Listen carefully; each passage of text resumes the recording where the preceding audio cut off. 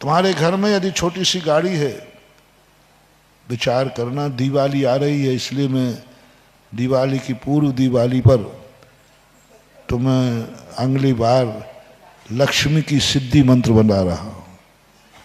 सरस्वती का तो तुम्हें चाहिए नहीं, तुम्हें तो लक्ष्मी चाहिए। सरस्वती का मामला तो कल तक था, अब तो लक्ष्मी का मामला आ गया। सरस्वती तो कल तक बरस रही थी, कल तक जहां देखो वहां सरस्वती ही सरस्वती थी। 15 दिन हो गए लगभग, सरस्वती जहां दी। प्रवचनों में देखो सरस्वती, दोपहर में देखो सरस्वती, मन में भी सरस्वती। आंखें खोलो तो सरस्वती पुत्र, आंखें खोलो तो पंडाल में कौन बैठे थे? सरस्वती पुत्र। मुंह से बोलो तो सरस्वती की बात, मन में सोचो तो सरस्वती की बात। 24 घंटे एक ऐसा बाथरूम बन गया था। 15 दिन के अंदर ज्ञान के अलावा कुछ सब खत्म हो चुका था। ज्ञानाद्वैत, एक ज्ञानाद्वैत आता है, एक मत है ज्ञानाद्वैत। ये 15 दिन में ऐसे लग रहा है कि जैसे संपूर्ण जिंदगी, संपूर्ण सृष्टि ज्ञानमय ही है और ज्ञान ही सृष्टि है। बोले इससे ज्यादा दुनिया में कुछ हो ही नहीं सकता, जो कुछ भी है ज्ञान है। मुझे तो ऐसा लग रहा है जैसे ज्ञान आदमी उतर गया हूं, ज्ञान के अलावा कोई चीज दिख ही नहीं रही।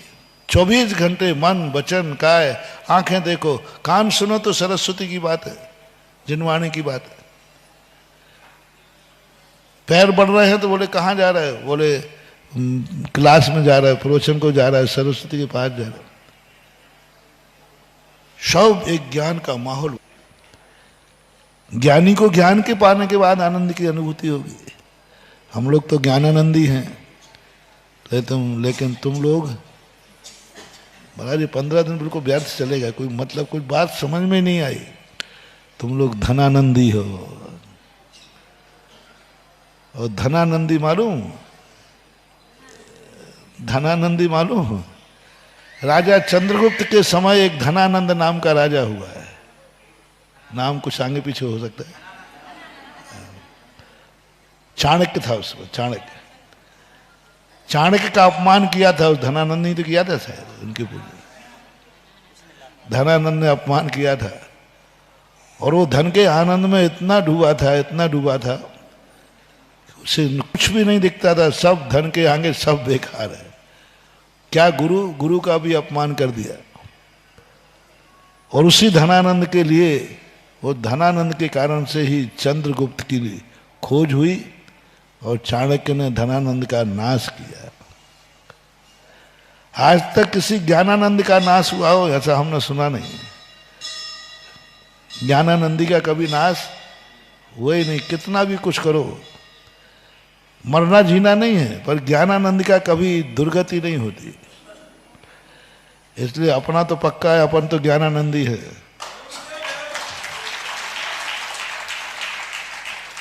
अपन में तो ज्ञान में आनंद आता है।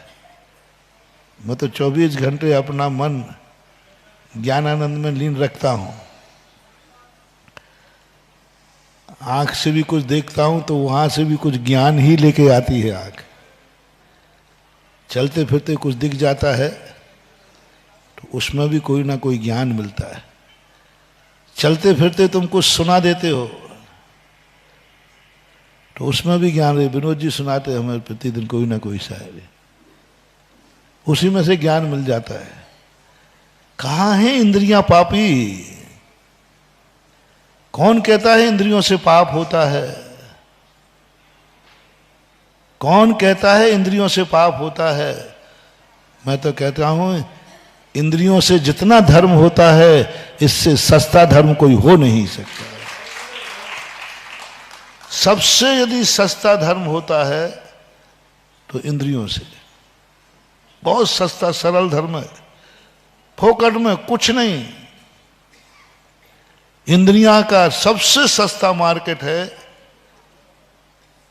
जो धर्म, दो चीजें बता दूं, दो धर्म धन से मिलता हो उससे सस्ता कोई धर्म नहीं होगा। जिस धन के बदले, जिस धन को त्यागने से, जिस धन का दान देने से यदि कभी धर्म मिलता है बदले में, तो महानुभाव एक अक्षर का, एक छोटा सा भी धर्म के लिए यदि पूरा राज्य देना पड़े तो भी कह देना बहुत सस्ते में मिल गया। धन से धर्म की, इससे बड़ा और क्या? पाप से पुण्य की, धन पाप है और उससे पुण्य कमाना, यानी बीज बोया बबूल का और फल लगे आम के, इससे बड़ा चमत्कार और क्या होगा? पाप क्या है?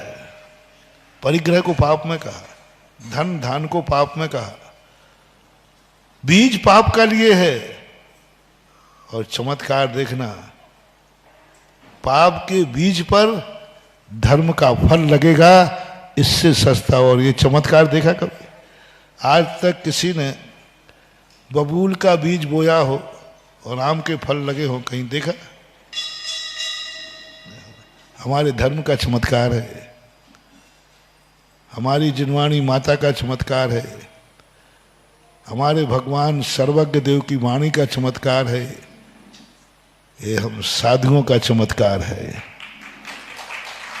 हमारे देव साध गुरु में कुछ चमत्कार ऐसे हैं जिनको दुनिया का कोई विज्ञान नहीं कर सकता। एक व्यक्ति ने कहा, महाराज बताओ आपके धर्म में क्या चमत्कार है जो विज्ञान नहीं कर सकता? अरे मैंने कि मेरे धर्म में इतना बड़ा चमत्कार है। देखो, तुम्हारे धर्म बताओ, तुम्हारे विज्ञान में एक व्यक्ति नहावे और दूसरा फ्रेश हो जावे, एक व्यक्ति नहावे और दूसरा फ्रेश हो जावे, मतलब शुद्ध हो जावे। नहा वो रहा है, फ्रेश आप हो रहे हैं, शुद्ध हो रहे हैं। ऐसा कभी हुआ? हमारे यहाँ है, नहाता भगवान है और फ्रेश भक्त होता है। नोहन किसका होता है? अभी और फ्रेश कौन हो रहा है? त्वांसीय कलमश गणोन्मथ नाय देव शुद्धोदकई रभिनयामि महावीर। त्वांसीय कलमश गणोन्मथ है भगवान, इससे बड़ा चमत्कार क्या हो रहा है? कलश आप पर ढल रहे हैं, मैल मेरा धुल रहा है, निर्मल में हो रहा हूं, ये बड़ा चमत्कार है। दूसरा चमत्कार आज तक कहीं हुआ? अभी तक एक ही नीति है, बीज बबूल का बोओगे तो फल भी, लेकिन चमत्कार टनाटन जादूगर। बीज पाप का है हाथ में और फल लगेगा धर्म का, आम का रसीला फल। इससे और क्या चमत्कार चाहिए? धन के बल पर धर्म चमत्कार है। धन पाप था, पाप है और पाप ही रहेगा। हर गंदी वस्तु बुरी ही नहीं होती है, हर गंदी वस्तु बुरी ही होती है, बस उस गंदी वस्तु का इस्तेमाल करने की कला आना चाहिए। बोलो, सड़ी हुई वस्तु अच्छी होती है कि बुरी? लेकिन उसी खाद को यदि खेत में डाल दिया जाए तो। मैं जयपुर से पदमपुरा के लिए बिहार कर रहा था, एक नाला पड़ा, बहुत गंदा नाला, इतनी दुर्गंध आ रही थी। मैंने कहा देखो ये, बोले महाराज ये गंदा नाला नहीं है, अमृत है, अमृत है। बोले इस नाले के पानी के लिए कोर्ट केस होते हैं, सिर फूटते हैं, हर साल 2-4 मर्डर होते हैं। तो मैंने कहा सूकर कुत्तों के होते होंगे। और नहीं महाराज, मनुष्यों के। मैंने बात क्या है? बोले ये जो नाला है ना, इसकी जो गंदा पानी है, इस पर खेतों पर सींचने के लिए लोग लड़ते हैं, मरते हैं। और ये नाले का पानी जैसे ही खेत में पहुंचता है, क्या सब्जी लहराती है। मैंने ये सब्जी कहाँ जाती है? बोले आपके चौकों में। मैंने कोई गंदे लोग खाते होंगे? बोले नहीं, चौकों में भी। और इस पानी की सिंचाई की जो सब्जियां होती हैं सबसे अच्छी मानी जाती है। पर मैंने पहले तो थोड़ा अच्छा नहीं लगा, पर मैंने पहले ही कहा ना कि दृष्टि यदि निर्मल हो तो हर गंदगी में भी कोई अच्छाई देख लेता है। वो गंदी चीज है, अपन ने सब फेंक दिया, नाली में चला गया, लेकिन उपयोग करने वाले ने उपयोग करके कछार में दे करके नई फसल उगा दी। गंदी थी वो, गंदी ही है, लेकिन कला हो तो गंदी भी सब्जी बन जाती है। वही खाद को यदि हम खेत तक भेज दे, में सड़ा गला गंदा है, खाद गंदा होता ही है, लेकिन यदि उसको अपन ने खेत में भेज दिया तो वह गंदा खाद फसल को कितना गुना कर देगा। बस ये है चमत्कार। ऐसे ही परिग्रह धन गंदा था, गंदा है, गंदा रहेगा।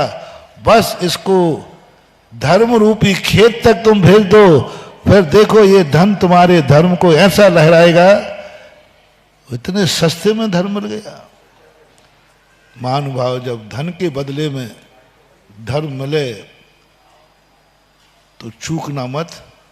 ये हाथ का मैल है, पाप के बदले पुण्य मिलना दुर्लभ तम दुर्लभ है। चमत्कार।